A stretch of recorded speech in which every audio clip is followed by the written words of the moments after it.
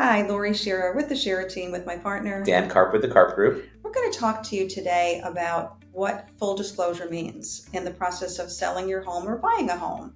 And from the perspective of a seller, I know many times sellers say to me, I just want to sell my home as is. I don't want to make any repairs. I don't want to fix this. I don't want to paint that. I don't want to redo my kitchen. And it's two different concepts. As is really means that the buyer has the full decision-making power to have any inspections they would like, and they can decide whether to move forward to make the purchase or to potentially ask the seller for credits or certain repairs. That's one part of the equation. From a seller's perspective, what full disclosure really means is they must allow the opportunity to share any knowledge that they have about any significant repairs or issues with the property that they had. And it's anything to their knowledge. If they had a leak, if they had a fire, if they had water coming in from outside, if a tree fell on their roof. It could be anything at all that required a significant repair.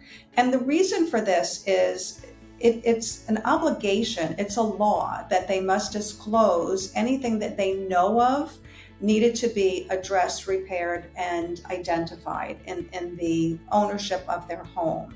Now, many times we work with the heirs of the original owners of the home, and many times they really don't know what things may have happened during their parents' ownership. We have other ideas that we can help them with to get through the legal obligation of sharing.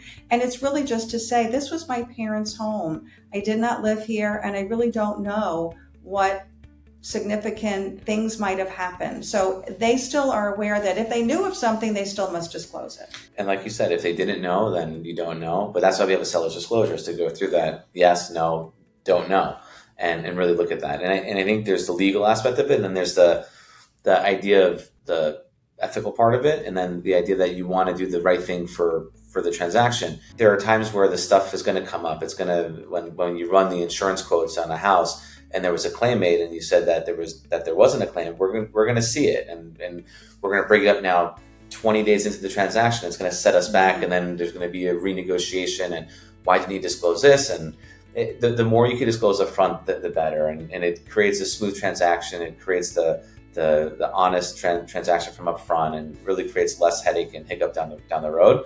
And it allows the buyer to take it all in, understand what that looks like, and plan for what they need to do moving forward. And like Laurie said, it could be as is. It doesn't mean that they're going to have an issue with it. It's just disclose it, and we'll know what we're dealing with. Right. So always speak from the truth and integrity. Thanks for listening. Have a great day.